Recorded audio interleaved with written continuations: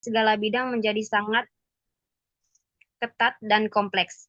Kompleksitas pesaing tersebut akan berdampak pada upaya pengelolaan sumber daya manusia di setiap organisasi dalam rangka ketersediaan tenaga kerja yang handal, profesional, dan berdaya saing tinggi. Salah satu aktivitas dalam pelaksanaan sumber daya manusia adalah rekrutmen dan seleksi serta pengaruh terhadap satu kinerja karyawan. Karena di dalam sebuah organisasi pasti ada karyawan yang akan diseleksi oleh organisasi tersebut. Apakah akan memenuhi syarat-syarat menjadi karyawan yang berkualitas, yaitu berkompetensi, pintar, kreatif, dan dapat bekerja keras untuk memajukan organisasi menjadi lebih baik lagi. Hal ini menjadi latar belakang penulis untuk membuat penelitian pengaruh rekrutmen dan seleksi karyawan terhadap kinerja karyawan pada PT Wita Karisma Jaya bersama Bekasi Selatan. Perumusan masalah terdiri dari tiga. Satu, bagaimana pengaruh rekrutmen variabel X1 terhadap kinerja karyawan, variabel Y. Dua, bagaimana pengaruh seleksi variabel X2 terhadap kinerja karyawan, variabel Y. Tiga, bagaimana pengaruh rekrutmen variabel X1 dan seleksi variabel X2 secara bersama-sama terhadap kinerja karyawan, variabel Y. Next, ada tujuan penelitian. Tujuan penelitian terdiri dari tiga. Satu, untuk mengetahui bagaimana pengaruh rekrutmen variabel X1 terhadap kinerja karyawan variabel Y. Dua, untuk mengetahui bagaimana pengaruh seleksi variabel X2 terhadap kinerja karyawan variabel Y. Tiga, untuk mengetahui bagaimana pengaruh rekrutmen variabel X1 dan seleksi variabel X2 secara bersama-sama terhadap kinerja karyawan variabel Y.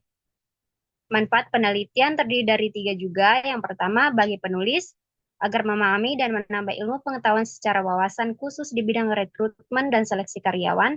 Dua, bagi perusahaan PT Wita Karisma Jaya bersama Bekasi Selatan, agar dapat dijadikan bahan pertimbangan dalam pemikiran yang bermanfaat untuk pelaksanaan rekrutmen dan seleksi karyawan ke depan. Dan yang ketiga, bagi pembaca sebagai suatu sarana penambahan informasi yang ada dan referensi bacaan mahasiswa, khususnya pada Fakultas Ekonomi dan Bisnis sebagai bahan acuan bagi peneliti.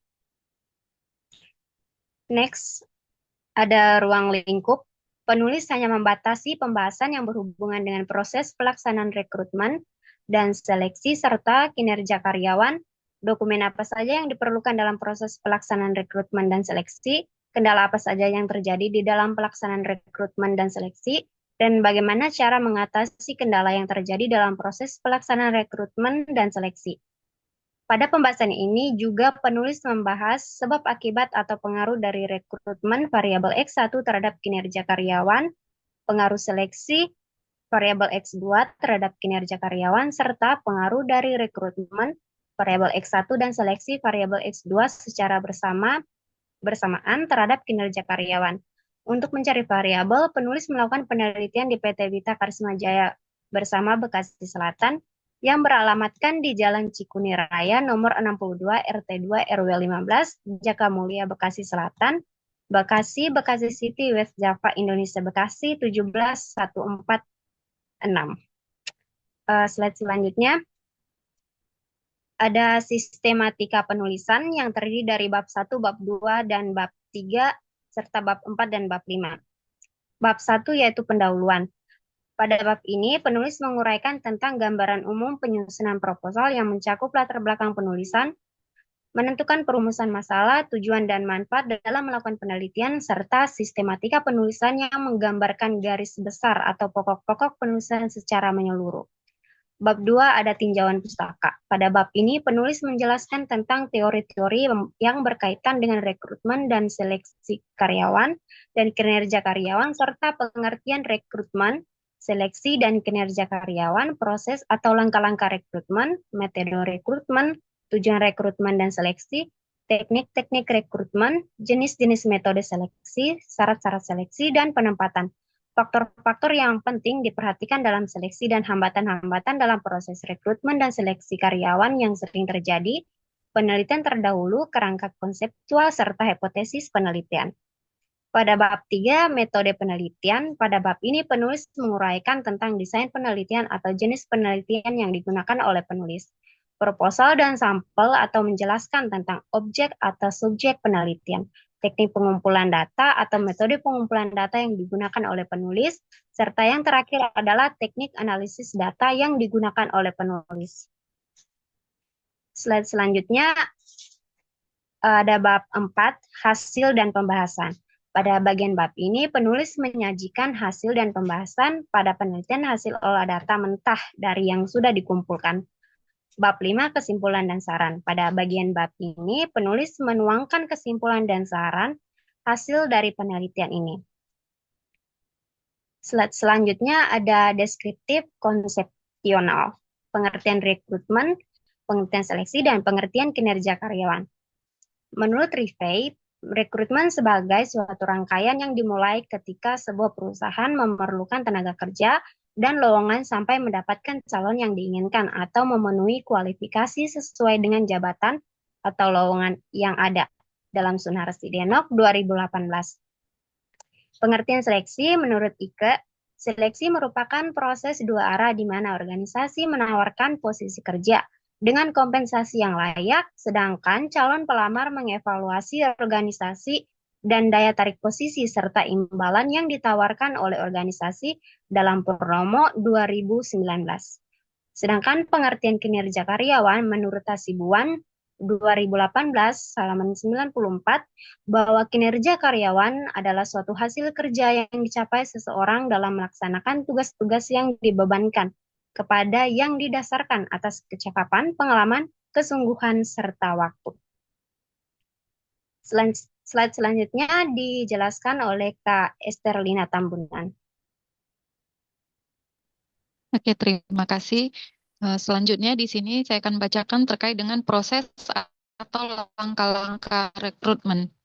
Pada proses atau langkah-langkah rekrutmen menjelaskan bahwa organisasi atau instansi harus menentukan rekrutmen berdasarkan ramalan kebutuhan tenaga kerja, penarikan atau rekrutmen, seleksi atau selection, penempatan, orientasi, dan induksi pegawai menurut Hasibuan 2018.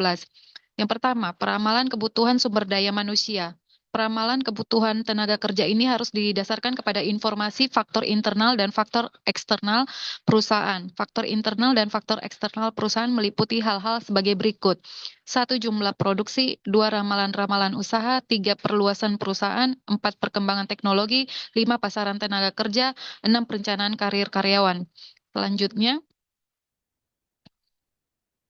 penarikan rekrutmen. Setelah organisasi meramalkan tenaga kerja yang dibutuhkan, maka langkah selanjutnya adalah melakukan penarikan atau rekrutmen. 1. Faktor-faktor yang mempengaruhi rekrutmen berupa balas jasa yang diberikan, status karyawan, kesempatan promosi, mode penarikan, solidaritas perusahaan, perusahaan perburuhan, dan penawaran tenaga kerja. Kedua, tahapan rekrutmen. Pada organisasi yang baik, proses rekrutmen pegawai sebaiknya dilakukan melalui tahapan-tahapan sebagai berikut. Penentuan data rekrutmen, penentuan sumber-sumber rekrutmen. Lanjut, metode rekrutmen. Menurut Potali 2016, beberapa cara atau metode yang digunakan untuk menarik minat pelamar agar datang melamar yaitu informasi yang disajikan, format lamaran, pemilihan media, menempelkan brosur, dan waktu yang diberikan. Sementara tujuan rekrutmen menurut Rifai dan Sagala, tujuan rekrutmen adalah menerima pelamar sebanyak-banyaknya sesuai dengan kualifikasi kebutuhan organisasi dari berbagai sumber sehingga memungkinkan akan terjaring calon pegawai dengan kualitas tertinggi dari yang terbaik. Sinambela 2016. Hambatan proses rekrutmen, kendala atau hambatan yang lazim dijumpai dalam rekrutmen menurut Sinambela 2016 adalah karakteristik organisasi, citra organisasi, dan kebijakan operasional. Next.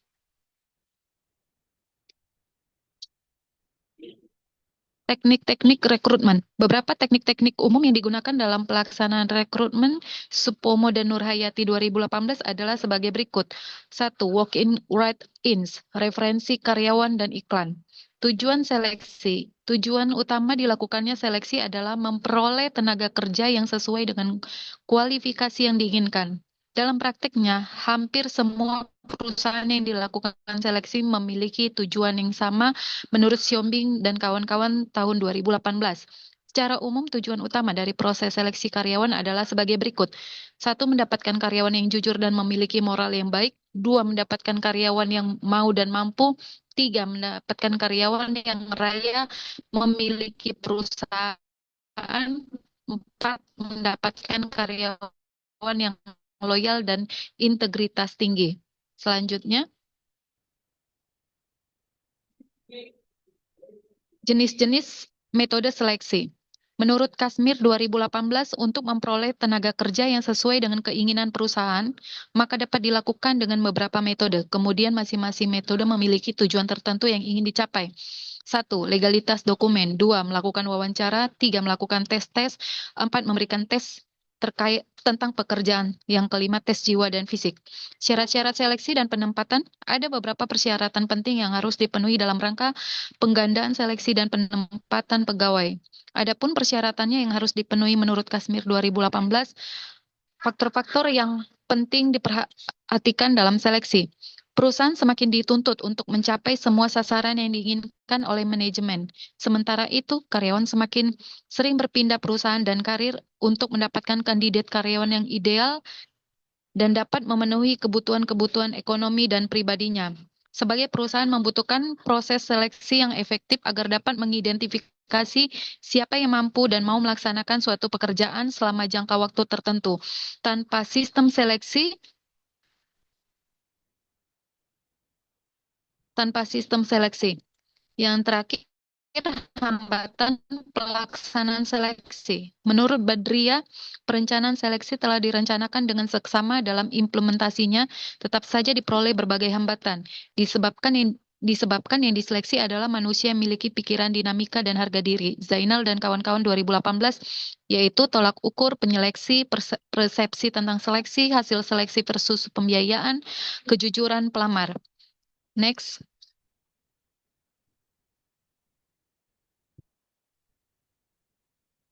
Penelitian relevan. Ada beberapa penelitian yang relevan sebagai berikut. Nama peneliti dan tahunnya.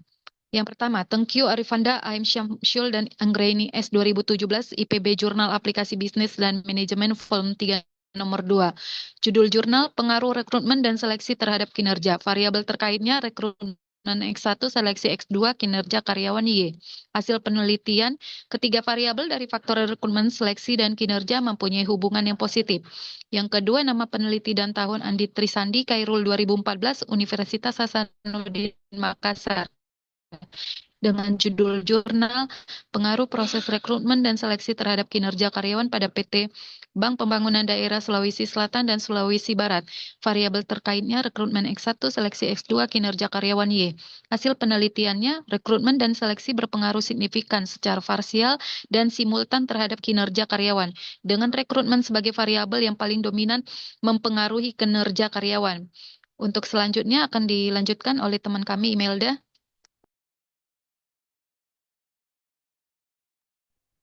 Penelitian yang relevan. Ada beberapa penelitian yang relevan sebagai berikut. Yang ketiga yaitu nama peneliti dan tahunnya Permatasari Rosa dan Cecilia Nugraha Susanta. Judul jurnalnya Pengaruh Rekrutmen, Seleksi dan Penempatan Terhadap Kinerja Karyawan PT Gramedia.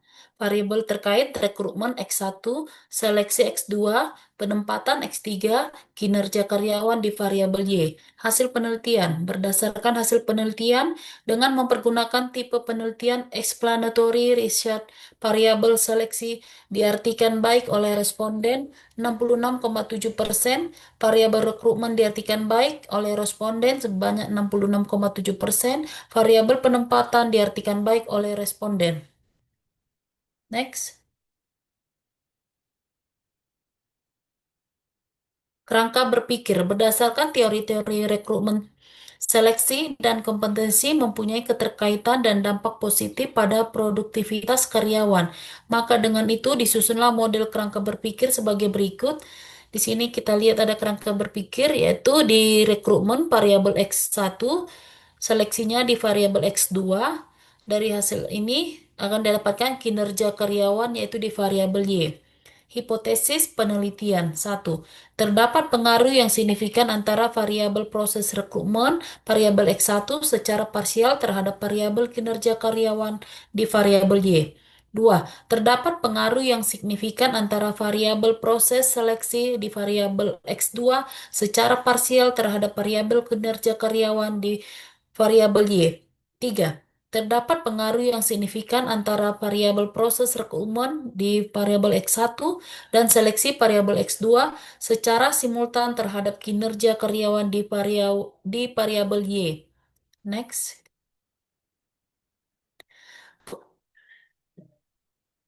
Desain penelitian. Penelitian ini menggunakan pendekatan kuantitatif dengan desain deskripsi dan korelasional. Penelitian deskripsi digunakan untuk menggambarkan karakteristik dan persepsi karyawan terhadap kepemimpinan, seperti gaya kepemimpinan dan efektivitas kepemimpinan. Sementara itu, penelitian korelasional digunakan untuk mengukur hubungan antara kepemimpinan dan kinerja karyawan, serta untuk mengetahui apakah ada hubungan positif antara kedua variabel tersebut. Dengan demikian, penelitian ini dapat memberikan gambaran yang lebih lengkap tentang kepemimpinan dan kinerja karyawan, serta dapat membantu dalam pengembangan strategi untuk meningkatkan kinerja karyawan melalui kepemimpinan yang efektif. Populasi dan sampel penelitian. Margono tahun 2010 di halaman 118 menyatakan populasi adalah seluruh data yang menjadi perhatian kita dalam suatu ruang lingkup dan waktu yang kita tentukan. Populasi dalam penelitian ini adalah seluruh pegawai di PT Wita Karisma Jaya Bersama, Bekasi Selatan, jumlah pegawai tetap 70 orang dan pegawai yang masih dalam tahap pelatihan 20 orang pegawai, sehingga totalnya berjumlah 90 orang. Menurut Sugiono, tahun 2012 di halaman 116, sampel adalah bagian dari jumlah dan karakteristik yang dimiliki populasi tersebut. Sampel yang akan digunakan dalam penelitian ini adalah pada pegawai di PT Wita Karisma Jaya Bersama, Bekasi Selatan yang berjumlah 70 orang. Next. Definisi operasional variabel. Menurut Sugiono tahun 2017, definisi operasional merupakan penentu kontrak atau sifat yang akan dipelajari sehingga menjadi variabel yang dapat diukur.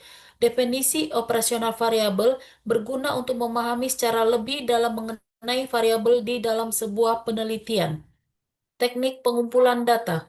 Teknik pengumpulan data dalam penelitian ini menggunakan metode kuesioner, yaitu dengan menyebarkan daftar pertanyaan tertutup kepada 70 responden yang merupakan karyawan PT Wita Karisma Jaya Bersama di Bekasi Selatan. Kuesioner disusun berdasarkan skala Likert 5 poin untuk mengukur variabel rekrutmen, seleksi, dan kinerja karyawan. Setiap responden diminta memberikan penilaian sesuai dengan persepsi mereka terhadap pernyataan yang diberikan. Teknik analisis data. Dalam penelitian ini, data yang diperoleh melalui kuesioner akan dianalisis secara kuantitatif dengan bantuan software SPSS, Statistical Package for the Social Science. Adapun tahap teknik analisis data yang digunakan adalah sebagai berikut. 1. Mencatat jumlah responden di setiap kategori jawaban, frekuensi. Yang kedua, menghitung presentasi dan frekuensi. Yang ketiga, menampilkan dalam bentuk tabel distribusi frekuensi. Next. Uh, untuk selanjutnya akan dibacakan teman kami Yuli. Hasil dan pembahasan.